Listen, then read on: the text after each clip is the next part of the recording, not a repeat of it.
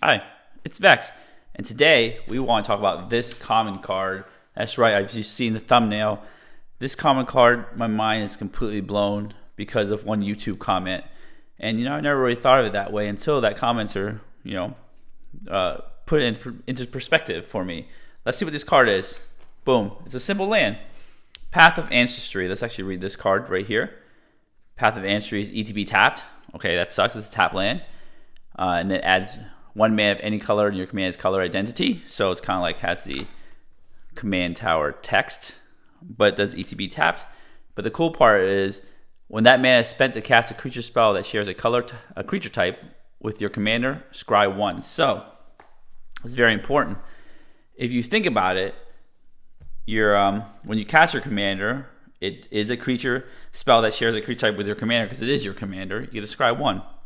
So if you think about this for a minute, why is this so good? Well, a lot of people add these cards to their deck. These temples. I don't add temples to my deck because the ETB tapped, and that's why I actually overlooked this card for the longest time because ETB's tapped, and I said I don't want ETB tap lands.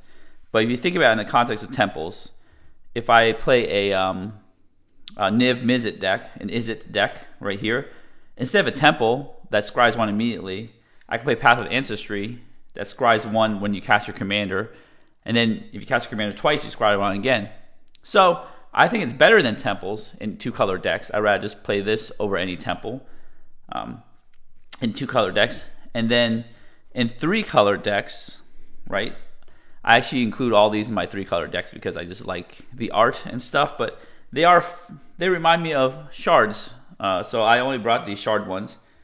The tri lands, so ETB chapped tri lands, Standstill Citadel, Opulent Palace, Mystic Monastery, Frontier Bivouac, and I'm missing one, of course, and that's the reason is my Marchesa deck, because the person commented on my Marchesa deck tech. That's how I learned of this.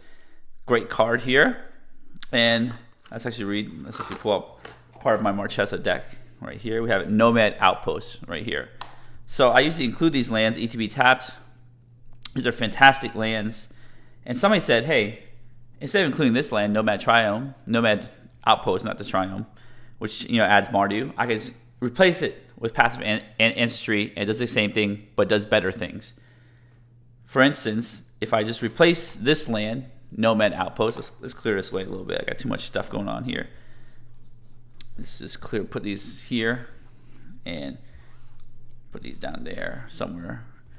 So instead of playing this card, I can just play this card. This is a functionally better card than Nomad Outpost in all cases. They both ETB tapped, right?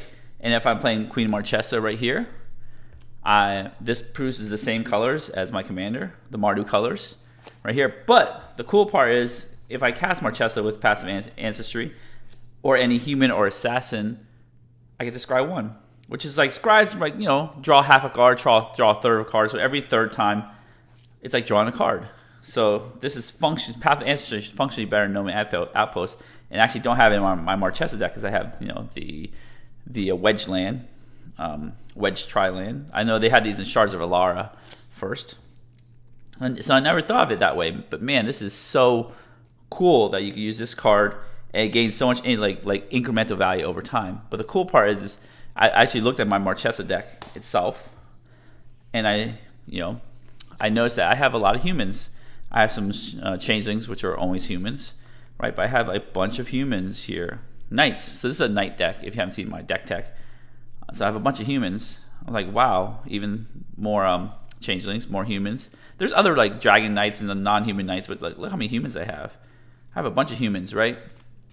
And every time I cast this with Path of Ancestry, I can scry 1. So I'm like, wow, I'm leaving a lot of value on the table by just using this tri-land instead of Path of Ancestry. Now, the different story is the Ikoria Tricycle lands, as they call it, ETB tapped, but they are fetchable because they have all the basic land types, and they do cycling. So they do a little bit more than Path of Ancestry, can be fetched out. So the cool part is I can put Path of Ancestry here, Nomad Outpost, and Savai Triome in my Marchesa deck. It's the little things like this that kind of blew my mind that, allow me to be a better deck builder to help my audience in our EDH journey. If you notice a lot of my deck techs, some deck techs prior to this revelation, I didn't include Path of Ancestry because this is never on my radar, and I guess it's not on a lot of people's radars. This especially scales in tribal decks. I would think that it might be even worth it putting in monocolored tribal decks, because you're playing, you got 30, 35, 40 of the same creature type, and every time you tap this for monocolored goblins, right, for red, you get scry 1. Like, the card draw on this is amazing because you keep scrying 1 and maybe cast 10 goblins over the course of the game. That's scry 10, so it's very, very powerful. Then there's like, these are slam dunks in 3-color decks. You can replace your tri-lands easily.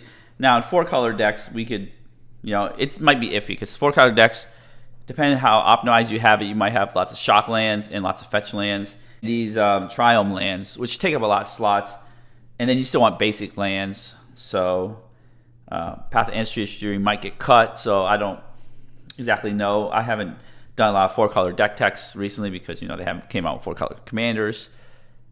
But we'll see. We'll see if this does make the cut. I think it is very powerful. Same with 5-color decks, even tighter on the shock. Shock fetch, triome, mana base with mana confluence, command tower, things you want to come and play untap. But again, this is a 5-color land, a rainbow land. So it might be in the consideration. So when they make 5-color decks, 4-color decks, we'll see if this will work in there really well. I'm going to test it in my existing deck. I have my Omnath deck, my Brea deck. I haven't Atraxa. I might include it in Atraxa deck. Actually, I might. But Atraxa is like an Angel Praetor, so there isn't much overlap or any overlap with my creatures. So that might not make the cut. But if you have maybe 3, 4, 5 creatures in the same tribe, for instance, humans is very, very common tribe, then a 4-color deck with humans, I think Saskia could be a good candidate for Path of Ancestry. Every tribal deck's gonna have this. I was gonna mention this, but I totally forgot. I started rambling, but I have my new oops, gosh, hold on, let's see if I can take this deck out correctly here. I have my new Umbris deck that I'm gonna make a deck tech on. I haven't done it yet, but this is a Nightmare Horror. This is a Nightmare Horror tribe deck, so this is strong in this deck too, and 2-color decks. And as you can see in my land pile here, which Path of Ancestry is definitely in there. I'm very happy to include most of my decks. I actually include this in my EDH commander staples. I think this is an overlooked staple that more people should be using. Yeah, so I just want to tell the viewers about this cool staple. If you have any other like insane staples that people are underusing, please just leave them in the comments below, and I'll definitely consider it for my deck techs, because I always want to learn from my viewers. This is a huge learning moment for me, learning about this one card. Anyways, if you enjoyed this video, enjoy learning about how cool Path of Ancestry is, give the video a thumbs up, smash the subscribe button, hit the notification bell to be alerted for new videos. And I have my TCG Player and Channel Fireball affiliate link in the description below. But if you don't want to use my Channel Fireball affiliate link, just type in VexMTG. And as always, have a wonderful day.